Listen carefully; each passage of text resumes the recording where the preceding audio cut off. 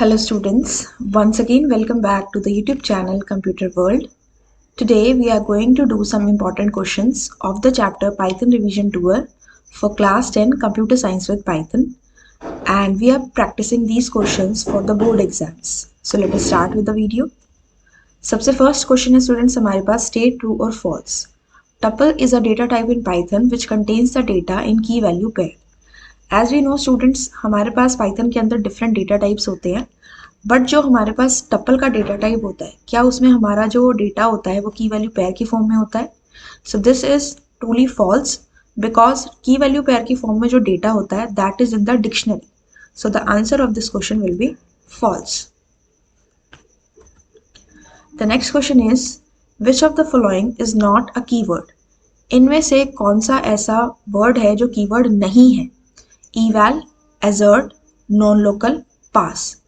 तो स्टूडेंट्स हमारे पास यहाँ पे पाइथन के अंदर टोटल 33 कीवर्ड्स है अर्लियर वर्जन में, बट नाउ न्यू वर्जन में हमारे पास दो और कीवर्ड्स ऐड हो चुकी हैं, async एंड await. अगर हम इन चारों की बात करें तो assert, non-local और pass ये चारों हमारे कीवर्ड हैं, लेकिन eval हमारा कीवर्ड नहीं है, क्योंकि जब भी हम यूजर से लिस्ट या टपल की फॉर्म में डेटा इनपुट कराते हैं तो उससे पहले हम eval फंक्शन का यूज करते हैं. So we can say that eval is not a keyword. इसके लिए हम अपने पाइथन पे जाके चेक कर सकते हैं the list of the keywords. Python पे जाके we have to import the keyword module, और वहां पे हम लिखेंगे keyword dot KW list. Import keyword then keyword dot KW list. Now you can see here, यहाँ पे हमारे पास नॉन लोकल एक कीवर्ड है और उसके बाद हमारे पास पास एक कीवर्ड है जो कि आपको यहाँ पे दिख रहा है, एंड assert भी हमारा एक कीवर्ड है. जो दो न्यू कीवर्ड पाइथन में ऐड हुए that are async and await. So total number of keywords जो अब हमारे पास हैं दैट आर 35. ठीक है. Next question is which of the following is a valid identifier in Python. Python में इनमें से वैलिड आइडेंटिफायर कौन सा है? ELE_4, pass, to count. For this thing we should know the rules of the identifier. जब भी हमें Python में आइडेंटिफायर क्रिएट करना होता है तो हमारा आइडेंटिफायर फर्स्ट प्लेस पर डिजिट से स्टार्ट नहीं होना चाहिए. अंडरस्कोर के अलावा हम किसी स्पेशल सिंबल को यूज नहीं कर सकते, और हमारा आइडेंटिफायर कोई भी कीवर्ड का नेम नहीं होना चाहिए. तो अगर मैं यहाँ से ऑप्शन नंबर ए देखूँ, सो ये मेरा ठीक है because it is starting with the alphabet, and इसमें जो स्पेशल सिंबल यूज हो रहा है दैट इज अंडरस्कोर. सेकंड जो है 4 वो एक कीवर्ड है, तो इसे हम आइडेंटिफायर का नेम नहीं रख सकते. पास भी एक कीवर्ड है जो अभी हमने देखा, और 2 काउंट डिजिट से स्टार्ट हो रहा है, that is why it is not a valid identifier. So the correct answer of this question will be ELE_. Right. Next question, given the following dictionaries dict student equals to roll number 53, name Rajveer Singh. हमारे सामने यहाँ पे दो dictionary हैं. पहली है dict student जिसमें roll number 53 है और नेम राजवीर सिंह है. दूसरी है डिक्ट मार्क्स जिसमें अकाउंट्स के मार्क्स 87 है, इंग्लिश के मार्क्स 65 है. Which statement will merge the contents of both dictionaries. आपके सामने जो चार ऑप्शन है इनमें से कौन सी स्टेटमेंट क्या करेगी? दोनों डिक्शनरी के कंटेंट को कंबाइन करेगी, मीन्स मर्ज करेगी. तो स्टूडेंट्स जब भी हमें दो डिक्शनरी के कंटेंट को कंबाइन करना होता है उसके लिए हम डिक्शनरी के एक फंक्शन का यूज करते हैं विच इज अपडेट फंक्शन. अगर मैं फर्स्ट ऑप्शन को देखूं तो dict student plus dict marks ये कॉन्केटिनेशन ऑपरेटर है, ये हम डिक्शनरी में नहीं यूज करते, ये हम यूज करते हैं टपल में या फिर लिस्ट में. ऐड फंक्शन कोई फंक्शन नहीं होता है. देन नेक्स्ट हमारे पास मर्ज जो है ये भी डिक्शनरी का कोई फंक्शन नहीं है.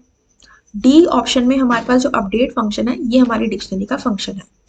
तो अगर मैं लिखती हूँ dict student dot update marks, तो इसका मतलब पहले मेरे पास वैल्यूज आएंगी, की वैल्यू पेयर्स आएंगे डिक्ट स्टूडेंट डिक्शनरी के, और उसके बाद डिक्ट मार्क्स डिक्शनरी के आएंगे, और अगर दोनों में कॉमन कोई की है तो उनकी वैल्यूज रिप्लेस हो जाएंगी. इसका मतलब ये है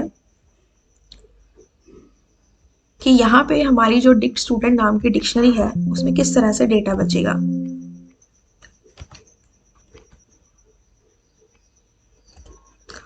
डिक्ट स्टूडेंट के अंदर क्या वैल्यूज हो जाएंगी हमारे पास? सबसे पहले रहेगा हमारे पास रोल नंबर, दैट इज 53। उसके बाद रहेगा हमारे पास नेम, जो भी वैल्यू नेम की है वो आ जाएगी। देन उसके बाद हमारे पास अकाउंट्स, जो भी वैल्यू अकाउंट्स की है वो आ जाएगी। देन उसके बाद हमारे पास इंग्लिश, और जो भी वैल्यू हमारी इंग्लिश की है वो आ जाएगी। ठीक है, तो इस तरह से हमारा डेटा इसमें क्रिएट होता है। लास्ट में हम कर्ली ब्रैकेट से इसे बंद कर देंगे। लेकिन अगर मान लीजिए इसके अंदर हमारे पास कोई ऐसी की होती है जो दोनों में सेम होती, मान लीजिए दोनों में रोल नंबर होता और मैंने कहा होता dict student dot update dict marks. For suppose my जो रोल नंबर है डिक्ट मार्क्स का, उसकी वैल्यू होती 47। तो इस केस में क्या होता कि जो हमारी ये वैल्यू है डिक्ट मार्क्स के अंदर, जो 47 वैल्यू है, अगर हम अपने डी ऑप्शन को यूज करते तो उस केस में हमारे रोल नंबर की जो वैल्यू है वो कितनी हो जाती? 47। ठीक है, यानी कि जो अपडेट फंक्शन के अंदर डिक्शनरी का नेम होता है वो हमारी जो ऑलरेडी एग्जिस्टिंग की होती है उसकी वैल्यू को रिप्लेस कर देती है। ठीक है, so the correct answer is option D. Now next question, consider the given expression not true and false और true. Which of the following will be correct output in the given if the given expression is evaluated? अब ये जो students हैं not and और, ये हमारे हैं logical operators. Python में हमने डिफरेंट ऑपरेटर्स के बारे में पढ़ा है, arithmetic, relational, logical and many more. तो जब भी हमारे पास एक एक्सप्रेशन में सारे लॉजिकल ऑपरेटर्स आते हैं तो उसमें हमारी प्रेसिडेंस होती है काम करने की। नॉट एंड और में सबसे पहले हम नॉट को सॉल्व करते हैं। तो अगर मैं यहाँ से बात करूँ तो मेरी प्रेसिडेंस इस तरह से होगी, सबसे पहले नॉट, फिर एंड, फिर और। नाउ आप इसे ऐसे याद कर सकते हैं, नॉट एंड और। अब अगर हम इसकी बात करें तो हमारे पास है नॉट ट्रू एंड फॉल्स। अब नॉट के आगे लगा हुआ है ब्रैकेट, ट्रू एंड फॉल्स, उसके बाद है और ट्रू। तो अगर हम यहाँ से इसको सॉल्व करते हैं तो सबसे पहले हम ब्रैकेट्स को सॉल्व करेंगे। वैसे तो सबसे पहले हमें नॉट को सॉल्व करना होता है, लेकिन नॉट से पहले, मतलब नॉट एक्सप्रेशन के अंदर अगर ब्रैकेट्स लगे हुए हैं तो पहले हम ब्रैकेट्स को सॉल्व करेंगे। तो सबसे पहले हम किसे सॉल्व करेंगे? ब्रैकेट्स को। तो ब्रैकेट्स के अंदर हमारे पास है ट्रू एंड फॉल्स। तो जब हम इसे सॉल्व करते हैं तो इट बिकम्स फॉल्स। ठीक है, नाउ अभी भी ये चीज़ हमारी ब्रैकेट के अंदर है and this is or true। तो false और true it is in the bracket, और ब्रैकेट से बाहर हमारा लगा हुआ है not। तो अगर मैं इसे सॉल्व करूं तो ब्रैकेट के अंदर false और true क्या बनेगा हमारा? true। and के केस में मल्टीप्लिकेशन होती है, और के केस में एडिशन होती है, यानी कि false को 0 मान सकते हो और true को 1 मान सकते हो। तो false को 0 + 1 करेंगे तो 1 ही आएगा, दैट इज ट्रू। अब इसके आगे जो नॉट लगा हुआ है उसे हम सॉल्व करेंगे। So not true will give you the answer as false. So this is the way you have to solve these types of questions based on the logical operators. So my answer will be false, right? Next question. We have a string here, mail to kv@kvsangathan.kvs.in. Next statement में हमने kv argument के ऊपर split function apply किया। kv हमारी एक string है, तो split function क्या करता है? हमारी स्ट्रिंग को पर्टिकुलर आर्ग्यूमेंट पे डिवाइड करवा देता है। अब हमें अपनी स्ट्रिंग को डिवाइड करवाना है kv पे, और स्प्लिट फंक्शन का काम होता है कि डिवाइड जब ये कराता है तो जो आर्ग्यूमेंट आप पास करते हैं वो हमारे आउटपुट में शो नहीं होती है। एंड बाय डिफॉल्ट ये हमारी स्ट्रिंग को कहाँ पे डिवाइड कराता है? वाइट स्पेसेस पे। ठीक है, तो अगर हम यहाँ से kv पे स्प्लिट करें तो फर्स्ट ऑफ ऑल हमारे पास स्ट्रिंग में आएगा मेल टू, kv हट जाएगा, देन आएगा @, फिर यहाँ से kv हटेगा, देन आएगा संगठन डॉट, संगठन से लेके डॉट तक आएगा, देन kv हटेगा एंड देन s.in। यानी कि हमारे पास टोटल 4 स्ट्रिंग आएंगी हमारे आउटपुट में, मेल टू, देन @, देन संगठन डॉट एंड देन s.in। अब इसने कहा OP = s(0) + @kv + s(2)। अब आउटपुट में हमारे पास जो 4 स्ट्रिंग आई हम उसकी पोजीशन देखते हैं, 0, then we have @ at position 1, then we have संगठन dot at position 2 and s.in जो है वो हमारा पोजीशन 3 पे है। तो अगर हम इसको ध्यान से चेक करें तो s(0) हमारा बनेगा मेल टू। देन इसने कहा +@KV, तो कॉन्केटिनेशन हो रही है तो हमारे पास आ जाएगा @KV plus S(2). Position number 2 पे हमारे पास है संगठन डॉट, तो यहाँ पे हमारे पास हो जाएगा संगठन डॉट। ठीक है, so this will be the output and इसके अकॉर्डिंग हमारा जो आउटपुट बनता है from the given options, that is option number C, mail to @KV Sangathan dot. ठीक है, मेल टू पहले आया, देन @KV जो हमारी ओपी नाम के वेरिएबल के अंदर स्टोर है, देन संगठन dot. So this will be the correct output of this question. The next question is having string 1 equals to class plus work. अब ये assertion reason based question है. The assertion says value of string 1 will be class work. Statement में हमने string 1 ली है जिसमें दो string है class and work. अगर हम इन दोनों को concatenate करते हैं तो class plus work will give us the answer as class work. इस तरह से हमारा आंसर आएगा class work without any space. तो assertion says कि हमारे पास value of string 1 will be class work, यही हमारा आंसर आ रहा है, so this is true. And reasoning कहती है operator plus adds the operands if both are numbers. अगर हमारे ऑपरेंड्स, जैसे कि इसके अंदर हमारे ऑपरेंड्स हैं क्लास और वर्क, तो प्लस ऑपरेटर दोनों को ऐड करता है अगर दोनों नंबर हैं, और अगर दोनों स्ट्रिंग हैं तो उन्हें कॉन्केटिनेट करता है, तो ये चीज़ ठीक है। एजर्शन को ही एक्सप्लेन किया गया है, तो इस केस में क्या होगा कि assertion is true and reasoning is the correct explanation of assertion. ठीक है, so this will be the correct answer. assertion हमारी ठीक है और reasoning उसकी correct explanation. ठीक है, आपके पास 4 ऑप्शन होते हैं इसमें, उसमें से आपको चूज करना होता है जो भी इसके ऊपर apt satisfy करता है, right? Next question. Which of the following statement would give an error after executing the following code? इनमें से किस स्टेटमेंट में हमारे पास एरर आएगा अगर हम इस कोड को एग्जीक्यूट करते हैं? हमारे सामने कोड गिवन है जिसमें डिक्शनरी बनी हुई है और हर लाइन के एंड में यहाँ पे S1, S2, S3, S4, S5 करके लिखा हुआ है। तो this is my dictionary, roll number 32, name miss Archana. Subject के अंदर सब 3 सब्जेक्ट दिए हुए हैं लिस्ट की फॉर्म में और मार्क्स के अंदर 3 मार्क्स दिए हुए हैं टपल की फॉर्म में। ये हमने डिक्शनरी को क्रिएट किया। तो अगर हम ध्यान से अपनी स्टेटमेंट को देखें S1 को, तो क्या इसमें कोई एरर है? नहीं, बिकॉज हम जो डिक्शनरी की वैल्यूज हैं वो टपल और लिस्ट की फॉर्म में दे सकते हैं। देन है प्रिंट डी, तो ये नॉर्मल डिक्शनरी को प्रिंट कर देगा, that is also fine. Then है D of subject at the position 2 should be IP। अब हमारे पास सब्जेक्ट हैं ये वाले, इसमें 2 position, this is 0 position, this is 1 position, this is 2 position. तो लिस्ट के अंदर हम चेंजेस कर सकते हैं बिकॉज लिस्ट इज म्यूटेबल। तो यहाँ पे CS के प्लेस में हमें क्या करना है? IP। ये हम पॉसिबली कर सकते हैं, very true, so this is also correct.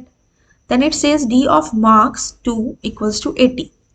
ये हमारे मार्क्स हैं, इसके 2 पोजीशन पे 80 करना है, this is 0, this is 1, this is 2।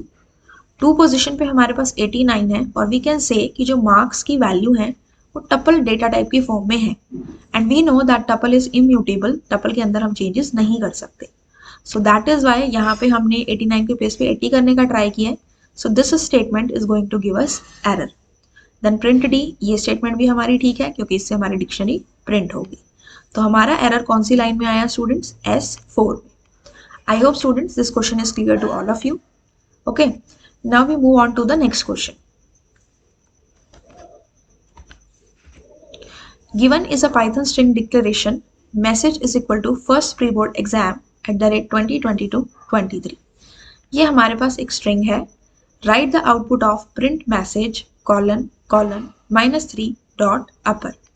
Now in order to solve the students, यहाँ पे हम कर रहे हैं string slicing। तो यहाँ पे हमारे पास स्टार्टिंग में दैट इज कोई भी पोजीशन नहीं है, तो बाय डिफॉल्ट हमारी पोजीशन जो होती है वो 0 होती है और एंडिंग में हम एंड तक लेते हैं। लेकिन हमें अपनी पोजीशन को देखना होता है अगर हमारा गैप नेगेटिव में है।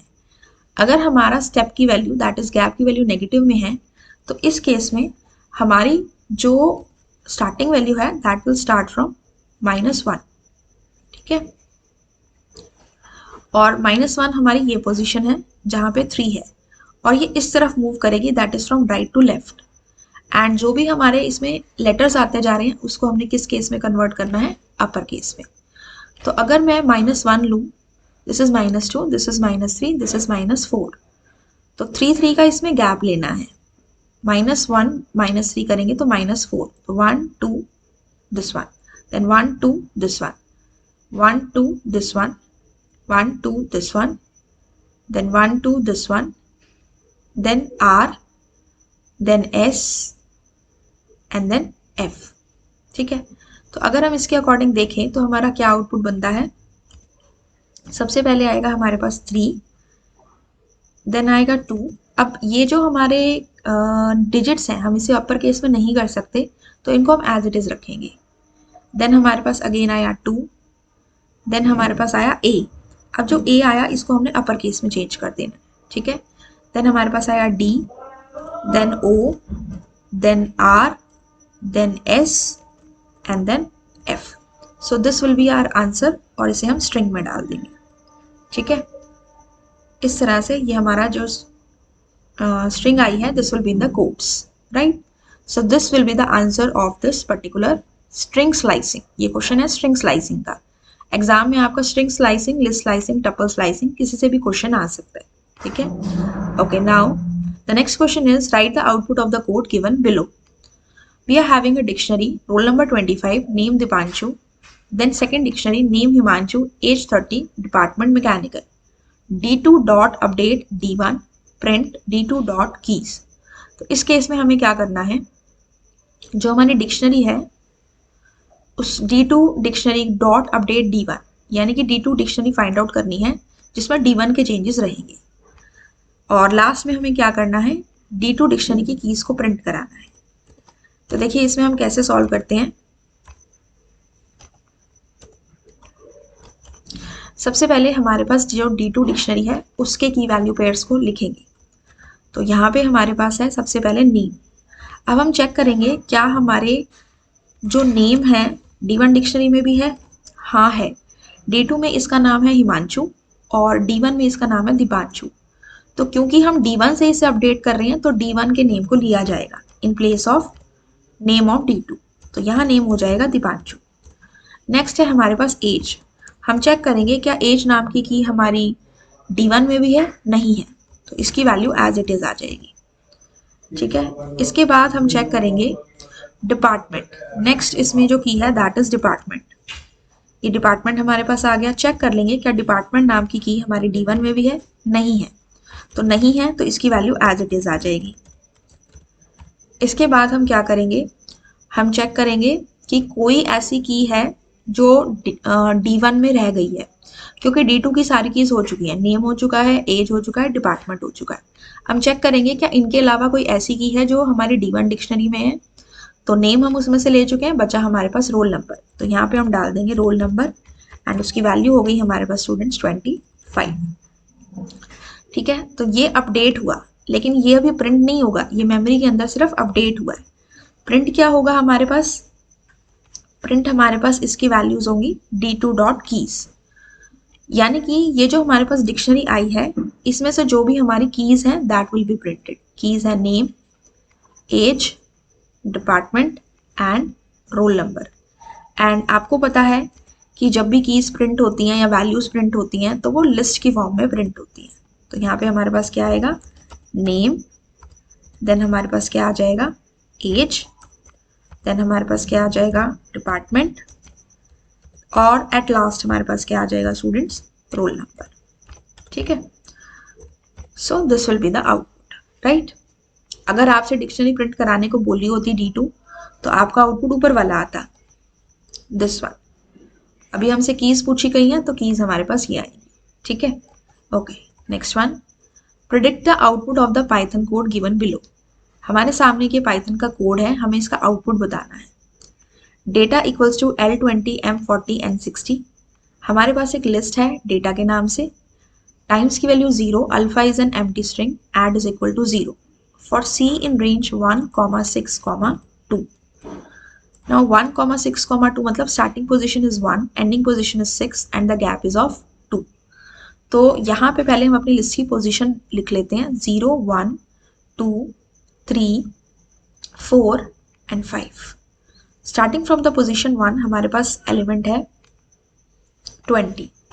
तो टाइम्स की वैल्यू है टाइम्स प्लस C। टाइम्स की वैल्यू स्टार्टिंग में क्या है, 0, तो यहाँ हो गया हमारा 0 plus C. What is the value of C? ये फोर लूप सी पे लगा था, 1 पोजीशन पे हमारे पास एलिमेंट है 20, तो 0 प्लस 20, हमारा आंसर यहाँ से क्या हो गया स्टूडेंट्स? 20। ठीक है, अब next is alpha is equal to alpha plus data of C minus 1 plus at the rate. Alpha के अंदर क्या वैल्यू जाएगी? First is alpha which is an empty string, ठीक है, plus data of C minus 1। अब सी की value हमारे पास 1 थी एंड 1 माइनस 1, ये 1 पोजीशन थी सी की, 1 वैल्यू थी, 1 माइनस 1 विल बिकम 0। अब 0 पोजीशन पे चेक करो क्या एलिमेंट है, दैट इज एल। तो empty string plus L plus at the rate.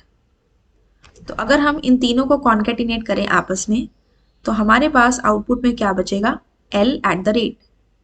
ठीक है, this will be our output from the second line, यानी कि ये वैल्यू हमारे किसकी है? अल्फा की।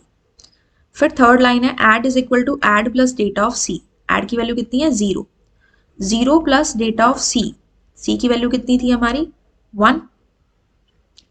Data of c, okay okay okay, just a second, यहाँ पे हमने सी को ऐड करना था, हमने 1 को ऐड कर दिया, सी डेटा ऑफ 1 को ऐड कर दिया, तो यहाँ पे हमारे पास 0 प्लस 1 हो जाएगा विच इज इक्वल टू 1। ठीक है, और यहाँ पे हो जाएगा हमारा 0 plus 20 which is equal to 20। ठीक है, ओके, द नेक्स्ट इज, अब ये फोर लूप पहले हमें पूरा करना है, फिर हम प्रिंट स्टेटमेंट पे जाएंगे क्योंकि ये स्टेटमेंट हमारी फोर लूप से बाहर है। ठीक है, यहाँ पे नेक्स्ट इसके बाद सी की वैल्यू जो है 1 के बाद क्या लेंगे? गैप इज ऑफ 2, तो 1 प्लस 2 बिकम्स 3। तो सी की वैल्यू हमारे पास क्या हो जाएगी students? 3। This is 0 1 2 3 4 and 5। Now c की वैल्यू हमारे पास हो गई 3, times is equal to times plus C. Times की वैल्यू हमारे पास पहले कितनी हो चुकी है स्टूडेंट्स? 1, तो 1 प्लस 3 कितनी हो जाएगी वैल्यू हमारे पास? 4। देन अल्फा के अंदर वैल्यू थी L at the rate, L at the rate में ही हमें क्या ऐड करना है? Data of C minus 1। C की वैल्यू हमारी कितनी है? 3, 3 minus 1 is 2 and data at 2 is m।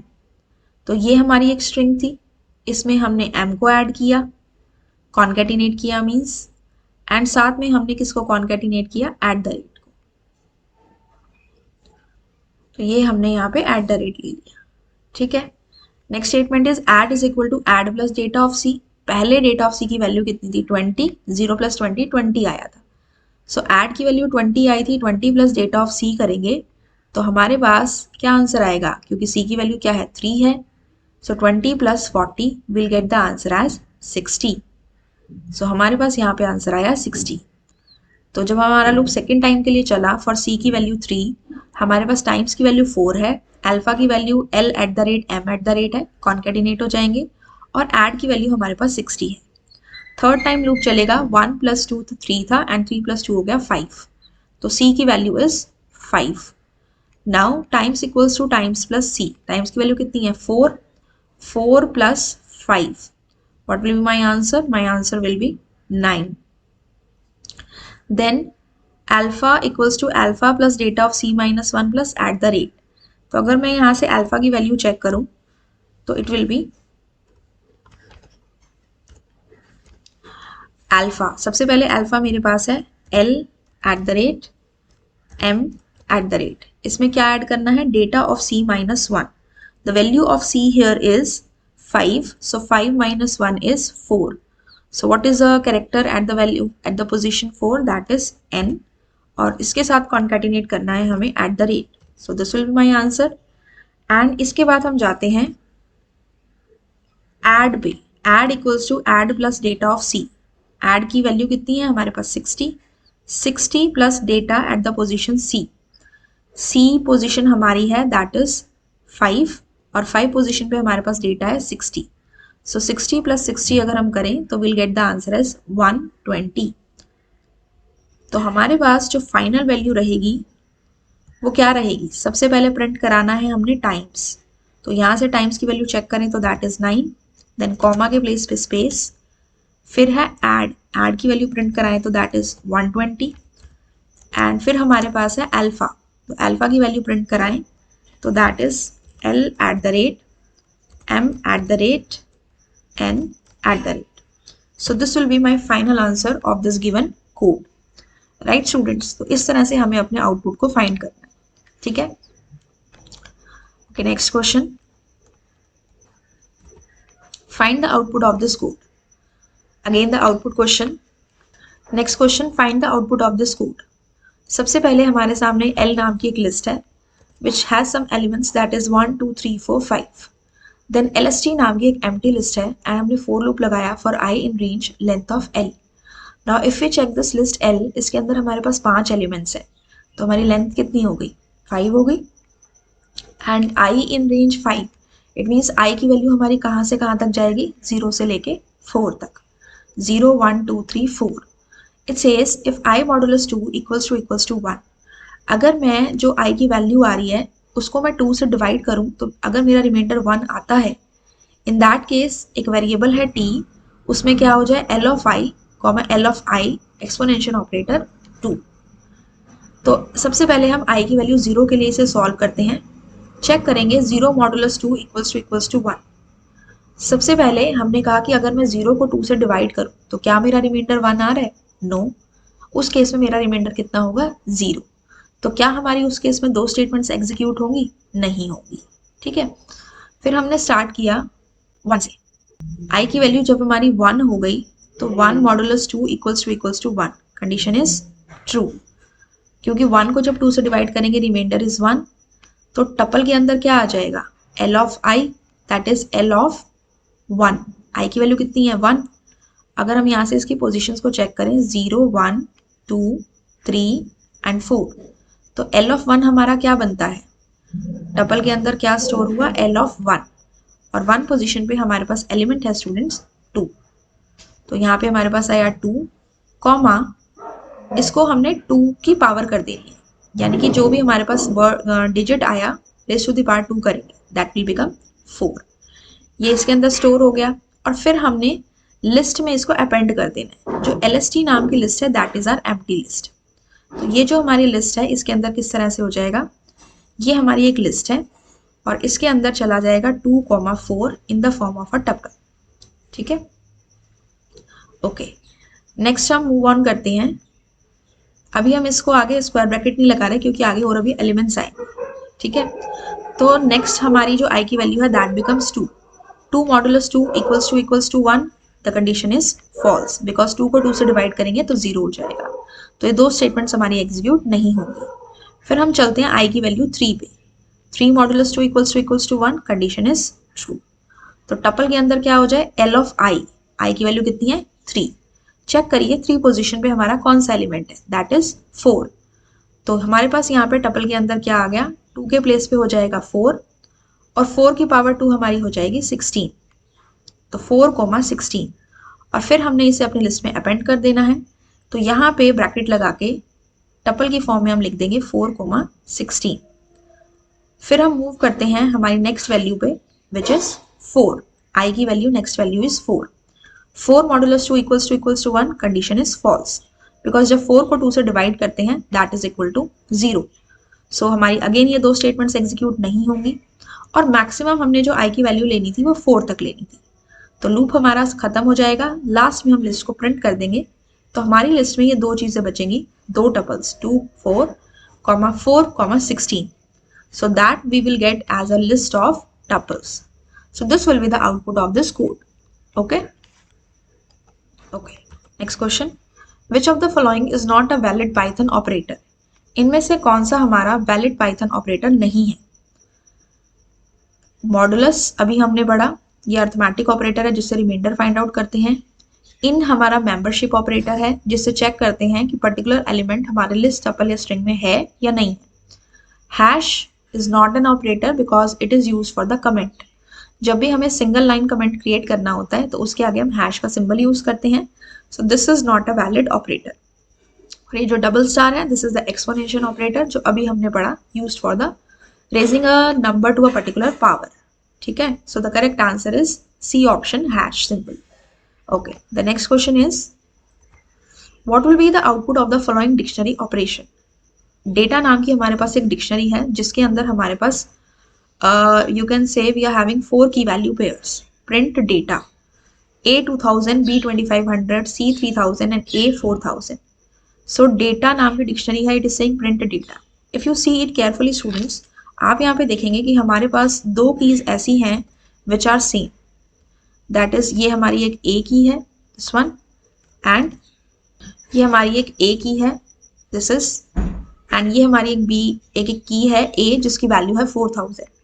इसमें वैल्यूज अलग अलग हैं but the name of the keys are same. So in this case जब भी हमारे पास डिफरेंट कीज होती हैं और वैल्यूज अलग अलग होती हैं तो हमेशा वो न्यू लेटेस्ट वैल्यू को लेता है. तो इसके अकॉर्डिंग हमारा आंसर क्या होगा? A 4000, B 2500 and C 3000. So the correct option will be option number C. Right, ठीक है. So our next question is print true or not true and false. Choose one option from the following that will be the correct output after executing the above Python expression. हमारे सामने एक expression है which consists of the logical operators or, not, and we have to solve it and we have to tell its final output. तो हमारा जो expression है it is just like that, true or, not true and false.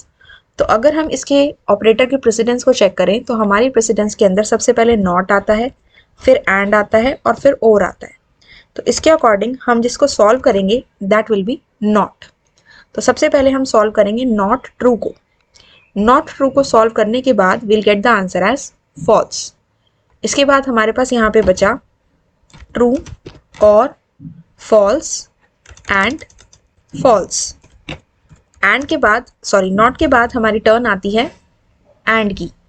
तो and को जब हम solve करेंगे it will give us the answer as false and false. तो हमारा आंसर क्या बन जाएगा स्टूडेंट्स यहाँ से? फॉल्स. फिर हमारे पास लेफ्ट रहता है ट्रू और फॉल्स, ट्रू और फॉल्स. जब भी हम और ऑपरेटर लगाते हैं दो ऑपरेंड्स के बीच में तो उनमें से अगर एक भी ट्रू होता है we get the answer as true. False तभी आता है जब दोनों ऑपरेंड्स हमारे फॉल्स होते हैं. सो इसके अकॉर्डिंग हमारा आंसर बनेगा स्टूडेंट्स ट्रू. सो ये जो क्वेश्चन है that is of the logical operator जिसमें नॉट एंड और हमारे पास 3 लॉजिकल ऑपरेटर होते हैं और उनके प्रेसिडेंस में हमारी इस तरह से रहती है कि नॉट पहले आता है फिर एंड देन और. Right, now we move on to the next question. Select the correct output of the following Python code. हमारे पास एक स्ट्रिंग है my program is program for you. Now we have a variable t which says str.partition program. Partition function लगाया हमने string के ऊपर और हमने यहाँ पे आर्ग्यूमेंट पास कर दी प्रोग्राम. यानी कि जहाँ पे भी प्रोग्राम आया है वहाँ पे हमने अपनी स्ट्रिंग को डिवाइड करना है and then we have to print t. अब स्ट्रिंग के पास दो फंक्शंस होते हैं जिसकी हेल्प से हम अपनी स्ट्रिंग को डिवाइड कर सकते हैं. One is partition function, one is string function. One is partition function, other is split function. Split function हम प्रीवियस प्रोग्राम में कर चुके हैं. पार्टीशन जो फंक्शन होता है वो हमारी स्ट्रिंग को डिवाइड करता है पर्टिकुलर आर्ग्यूमेंट पे और इसका जो आउटपुट होता है वो टपल की फॉर्म में रहता है और जो भी हम आर्ग्यूमेंट पास करते हैं वो भी हमारी आउटपुट स्ट्रिंग में आती है.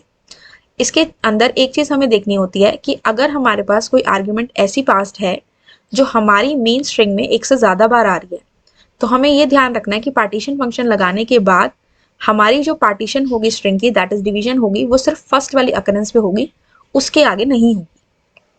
फॉर एन एग्जांपल अगर मेरे पास यहाँ पे प्रोग्राम है आर्ग्यूमेंट में तो फर्स्ट मेरी जो स्ट्रिंग डिवाइड होगी वो माई एंड देन प्रोग्राम पे डिवाइड हो जाएगी. तो माई अलग प्रोग्राम अलग, लेकिन उसके बाद जो मेरी स्ट्रिंग है वो पूरी एज इट इज जाएगी. यानी कि इसके अंदर मैक्सिमम हमारे पास 3 लेंथ हो सकती है. एक जहाँ पे हमने स्प्लिट किया है दैट इज डिवाइड किया है वो, उससे पहले का और उसके बाद का, चाहे उसमें वो वर्ड या कैरेक्टर कितनी भी बार आ रहा हो. So according to this option my answer will be my program is program for you, that is option number B. First string is my, second string is program जिसमें हमने डिवाइड करना था and third is program for you. Right, so this will be the answer. Next, which of the following operations on a string will generate an error. इनमें से क्या operation करने पे string में एरर आएगा? First we have Python replication operator 2. तो string के ऊपर हम रेप्लिकेशन ऑपरेटर लगाते हैं तो इसका आंसर हमारा आएगा Python Python without any gap. Then we have Python plus 10. दोनों स्ट्रिंग है कॉन्केटिनेट कर सकते हैं, आंसर आ जाएगा पाइथन 10.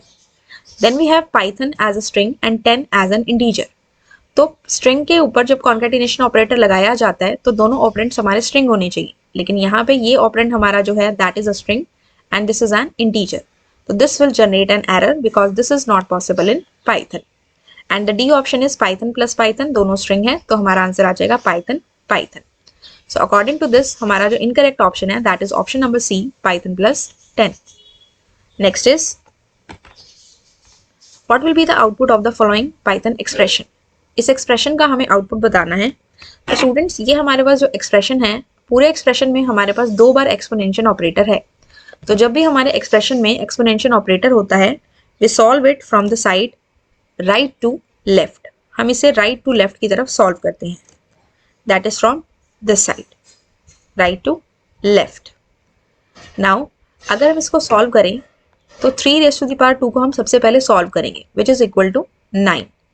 इसके आगे हमारे पास बचता है 2 raise to the power 9 and 2 raise to the power 9 is 512। So the correct answer of this question will be 512। Make sure जब भी आप एक्सपोनेंशियल ऑपरेटर के क्वेश्चंस को सॉल्व करें और उसमें एक से ज़्यादा बार आ रहा है तो हमेशा आपको राइट से लेफ्ट की तरफ मूव ऑन करना है, right. Next, so the next question is what will be the output of the following string operation. We are given a string python @ language and we have to perform string slicing on this one, in which the initial value is 2, ending value is 12 and the gap is of 2. यहाँ से अगर हम अपनी string की indexing करें तो we'll have 0, 1, 2, 3, 4 and so on. तो इसके अकॉर्डिंग स्टूडेंट्स हमें 2 पोजिशन से स्टार्ट करना है। This is a question of string slicing. तो सबसे पहले हमारा कैरेक्टर बनेगा t, then 2 + 2 becomes 4, so we'll get the character as o. So T O, the next will be @ A G A E, that is @ A G A and E. So this will be our answer. So this question is based on the string slicing, जिसमें हमें starting value given है, ending value given है and the gap given है. So that is the answer of this question. Now the next question. The next question is write the output of the following code. हमारे सामने एक data नाम की list है which consists of the 4 elements 1, 2, 4 and 5. Now we have the loop for x in data. तो जब हम इस लूप को चेक करेंगे स्टूडेंट्स तो x की वैल्यू हमारे पास सबसे पहले आएगी 1. Now x is equal to x plus 10 which is equal to 1 plus 10 जो कि हमारा बना 11. नेक्स्ट टाइम जब ये लूप चलेगा तो x की वैल्यू हो जाएगी हमारी 2. So 2 plus 10 will become 12. Then similarly 14 and then similarly 15. लेकिन यहाँ पे क्या हो रहा है कि x की वैल्यू हर बार रीअसाइन हो रही है। अगर रीअसाइन नहीं होती तो हम प्रीवियस वैल्यू में 10 को ऐड कर रहे होते, ठीक है। Now it says print data.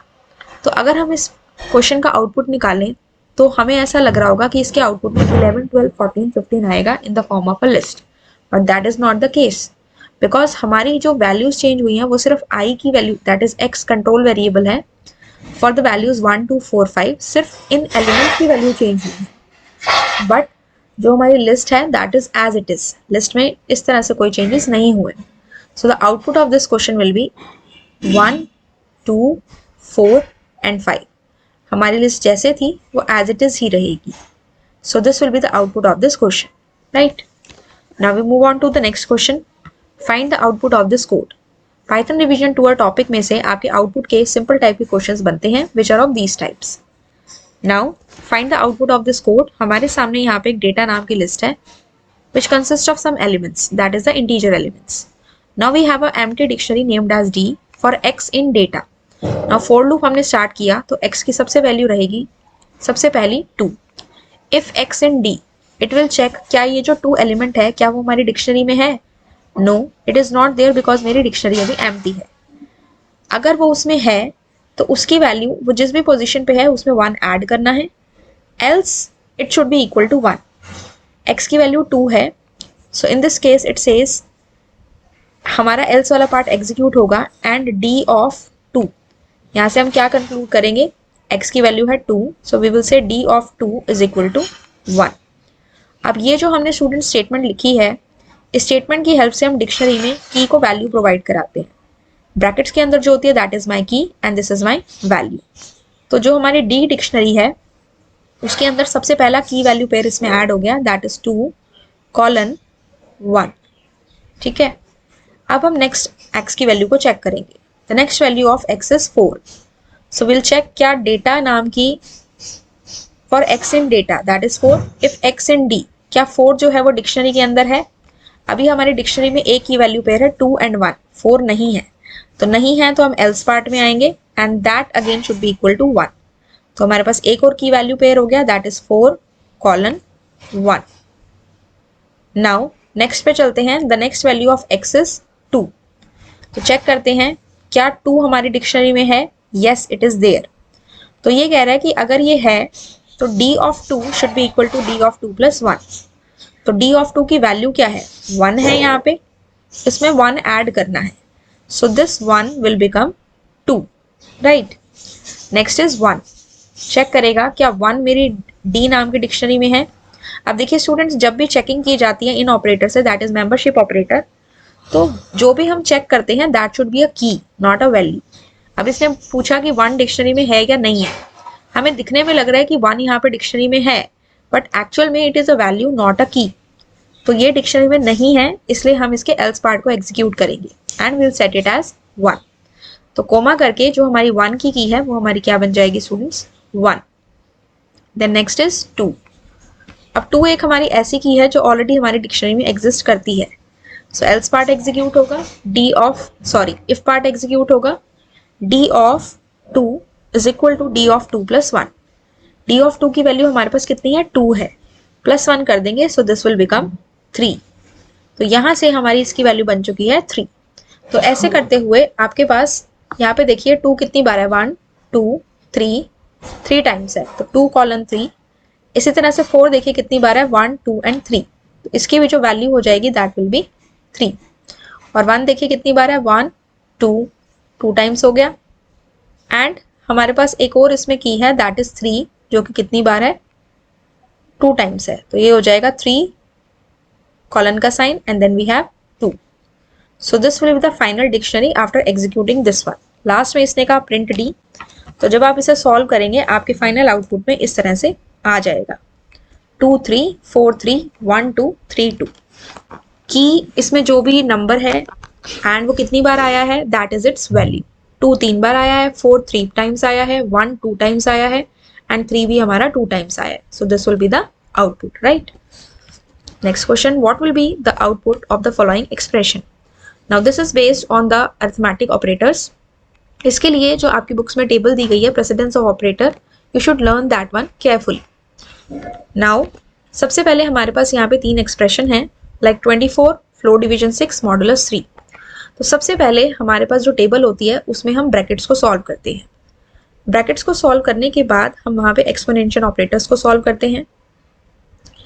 Then हमारे पास अगर हम ऑपरेटर्स की बात करें तो हमारे पास आते हैं division, multiplication and your floor division and your modulus. इन सब का जो लेवल होता है that is precedence, that is priority, वो एक ही होती है। लेफ्ट साइड से इनमें से जो पहले आ जाए आपको वो सॉल्व करना है।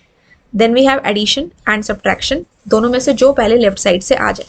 बस आपको ध्यान रखना होता है एक्सपोनेंशियल के केस में जहाँ पे हमारे पास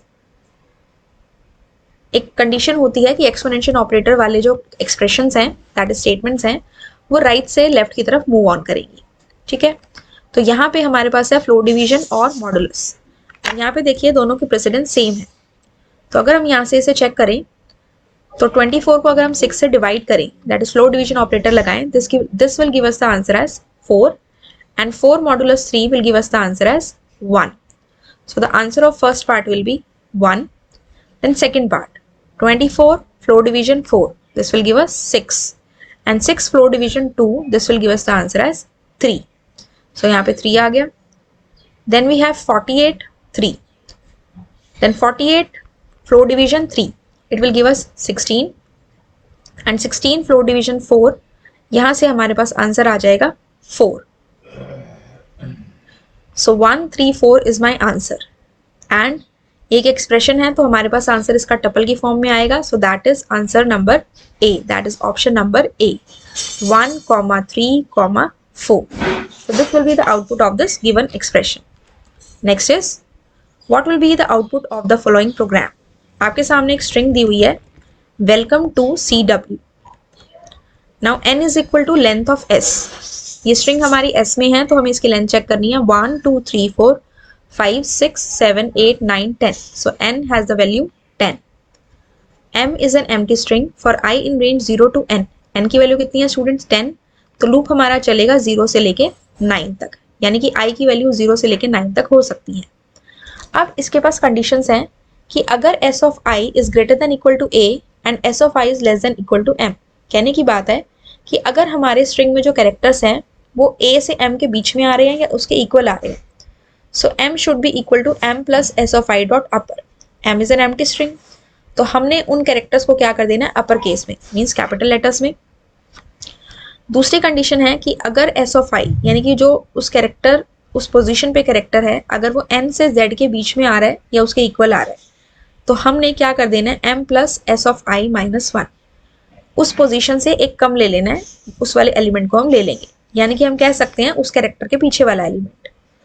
तीसरी कंडीशन है कि अगर ऑलरेडी हमारे पास स्ट्रिंग में अपर केस लेटर है तो हम उसे क्या कर देंगे लोअर केस। और अगर तीनों में से कोई भी कंडीशन सेटिस्फाई नहीं करती है तो उस केस में हम एम्प्टी स्ट्रिंग के बाद साथ लगा देंगे हैश साइन। सो उस प्लेस पे आ जाएगा हैश सिंबल, और लास्ट में हमें अपनी स्ट्रिंग को क्या करना है प्रिंट। तो चलिए स्टार्ट करते हैं फर्स्ट कैरेक्टर से। First is w। Condition number 1 को चेक करते हैं। w हमारा a से m के बीच में नहीं आ रहा, एंड सेकेंड हमारा है n से z की कंडीशन इसमें आ रहा है, तो इस केस में हो जाएगा m plus s of i minus 1। तो m is an empty string and i की वैल्यू हमारे पास स्टार्टिंग में स्टूडेंट्स क्या है 0, तो 0 माइनस 1 इज माइनस 1। तो माइनस 1 पोजिशन पे देखिए हमारे पास कौन सा एलिमेंट है, we have w and this is my minus 1 position. So सबसे पहले मेरे पास क्या आ गया empty string plus w which is equal to w। ठीक है, the next one is e को चेक करेंगे तो हमारे फर्स्ट कंडीशन को ही सेटिस्फाई करता है, so it will change to upper case. Then next is l जो है इट सेटिस्फाइज द कंडीशन 1, ये भी अपर केस में हो जाएगा। Same is with c, same is with now o satisfy the second condition, n से z के बीच में आ रहा है। इसको हमने क्या करना है, इससे एक पहली पोजीशन पे जो है वो हमें दे देना है। o से पहले हमारे पास c है तो हम यहाँ स्मॉल c लिख देंगे। Then next is m। Check करिए m किसके अंदर है, that is in the first condition itself, तो इसको हमने अपर केस में करना है, that will be the upper case. Then we have small e, first में ही है, it will again be the upper case. Then we have 2, that is numeric 2, तो फर्स्ट को भी सेटिस्फाई नहीं करेगा, सेकंड को भी नहीं करेगा, और थर्ड कह रहा है अपर केस है तो लोअर केस होगा। तो तीनों कंडीशंस को सेटिस्फाई नहीं कर रहा तो उसके प्लेस पे क्या लगा देंगे hash symbol. Now the next is c and then we have w। तो c जो है वो हमारी फर्स्ट कंडीशन को सेटिस्फाई कर रहा है तो वो अपर केस में हो गया, और w जो है वो हमारी सेकंड कंडीशन को सेटिस्फाई कर रहा है, दैट इज n और z के बीच में वाला, सो उसमें उससे पहले वाला कैरेक्टर आ जाएगा। w से एक पहले क्या है small c, so this will be the answer.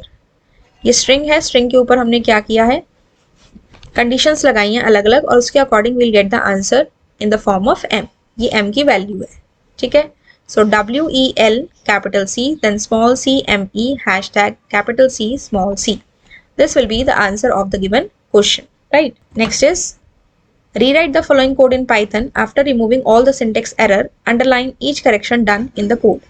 Now we have to write this code in Python जिसमें हमने सारे syntax error को remove करना है और जो भी हमने correction की है उसे underline करना है। We have num1, num2 is equal to 10, ठीक है। num1 और num2 की वैल्यू 10 है। इस केस में हमने क्या किया, दोनों वेरिएबल्स को सेम वैल्यू असाइन करा दी।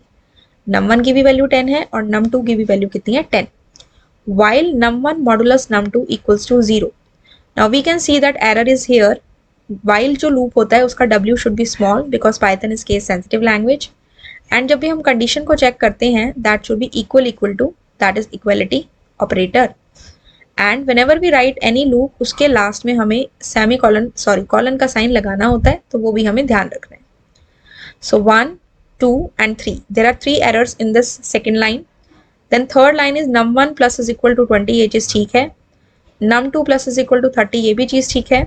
जब हम इस तरह से दो ऑपरेटर्स को लिखते हैं, it is known as augmented assignment operator. Then है else, and we know कि else का जो e होता है that should be small. Else print hello. So that these all are the errors. So आपके सामने जब ये कोड आएगा, आपने अपनी आंसर शीट में जो कोड लिखना है that should be the correct code, और जहां जहां पे आपने उसमें करेक्शंस की हैं that you have to underline, ठीक है। Now the next question, now this question is based on the random module students. ये जो टॉपिक है सुमिता अरोड़ा बुक के अंदर ये आपको चैप्टर 4 में मिलेगा, और वैसे ये रैंडम मॉड्यूल आपने 11th में पढ़ा होगा। तो सबसे पहले हमने रैंडम मॉड्यूल को इंपोर्ट कराया। Pick equals to random dot randint 1,3। Random module का हमने फंक्शन यूज किया रैंडइंट। ये क्या करता है, आप इसमें जो भी लोअर और अपर लिमिट देते हैं ये उसके बीच की वैल्यूज लेता है, साथ में लोअर और अपर लिमिट को भी लेता है। So possible values for pick is 1, 2 और 3, तीनों वैल्यूज हो सकती हैं। Now city is a list of strings which consist of the names of the city Delhi, Mumbai, Chennai, Kolkata. For I in city, for I in city मतलब आई की सबसे पहली value हो जाएगी Delhi. For J in range 0, pick, J की value 0 से start हो रही है और कहाँ तक जाएगी, पिक तक। अब पिक के अंदर हमारे पास 3 ऑप्शन हो सकते हैं। मान लीजिए मेरे पास सबसे पहला ऑप्शन है दैट इज 1, ठीक है। अब 0 से 1 के लिए है तो इट मीन सिर्फ 0 पोजिशन वाला एलिमेंट चलेगा। So the my answer will B first case में दिल्ली। अगर ये 1 के लिए ही चलती है so in that case I की जो नेक्स्ट वैल्यू है that will B Mumbai. So next हमारे पास हो जाएगा मुंबई। फिर आई की नेक्स्ट वैल्यू के लिए चलते हैं दैट विल बी चेन्नई। फिर आई की नेक्स्ट वैल्यू के लिए चलते हैं दैट कैन बी कोलकाता। तो ये जो 4 ऑप्शन हमारे पास गिवन है उसमें से ये जो दिल्ली, मुंबई, चेन्नई, कोलकाता है, एक तो हमारा ये आंसर बन सकता है, ठीक है। किस केस में, जब हमारे पिक की वैल्यू 1 है, ठीक है। अब 1 वाले हमने सारे केसेस कंसीडर कर लिए। अब आप आते हैं 2 पे। मान लीजिए यहाँ पे पिक की वैल्यू हमारी 2 हो जाती है, मतलब यहाँ पिक 2 है तो यहाँ पे 2 ही लेना पड़ेगा। फॉर आई इन सिटी, आई की सबसे पहली वैल्यू क्या है, दिल्ली। लूप कितनी बार चलेगा, 0, 1, यानी कि 2 बार हमारा लूप चला। लेकिन वो वैल्यू किसके प्रिंट करा रहा है, आई की। जो प्रिंट स्टेटमेंट के अंदर होता है उसके अकॉर्डिंग हमें आंसर लिखना होता है। आई की वैल्यू प्रिंट करा रहा है तो सबसे पहले आई की वैल्यू दिल्ली है और लूप 2 बार चला, so 2 times Delhi will be printed, Delhi and Delhi without any gap. I की वैल्यू हो जाती है नेक्स्ट टाइम पे मुंबई, और मान लीजिए पिक की वैल्यू अभी भी 2 है तो लूप अगेन 2 बार चलेगा, so it will give you the answer as Mumbai, Mumbai. Then next i की वैल्यू हो जाती है चेन्नई। मान लीजिए अभी भी इसमें 2 है तो लूप किसके लिए चलेगा, आई की वैल्यू के लिए 2 बार चलेगा, it will say Chennai, Chennai. And next value of the I is Kolkata, again it will run for 2 more times, that is Kolkata and Kolkata. So ये भी हमारा पॉसिबल आउटपुट हो सकता है, that is option number 2 and option number 3। अब मान लीजिए हमारी जो वैल्यू आ जाती है वो 3 आ जाती है, पिक की वैल्यू हम ले लेते हैं 3। तो सबसे पहले आई की वैल्यू क्या है, दिल्ली है, 0, 1, 2। तो यहाँ पे हमारे पास लूप 3 बार चला तो इसके लिए हमारी आई की वैल्यू क्या है, दिल्ली है, तो दिल्ली आ जाएगा 3 टाइम्स, दिल्ली, दिल्ली, दिल्ली। इसी तरह से नेक्स्ट वैल्यू हमारी मुंबई है तो मुंबई भी आ जाएगा 3 टाइम्स, देन चेन्नई है, देन हमारा कोलकाता है। तो ये सारे हमारे क्या आ जाएंगे स्टूडेंट्स, 3 टाइम्स आ जाएंगे। तो हमारा आउटपुट इस तरह से हो सकता है। जो पॉसिबल आउटपुट हमारे बनते हैं स्टूडेंट्स वो हमारे 3 हैं, या तो एक बार चारों सिटीज आ जाए, या 2 बार आ जाए, या 3 बार आ जाए। So according to the options given हमारे पास सेकंड और थर्ड ऑप्शन ऐसा है which is correct answer, right. Next question is given is a Python list declaration, list is given which consists of the numbers, what will be the output of list 1 dot index 23। हमें 23 element की list में से index create पता करनी है, तो index function we will use.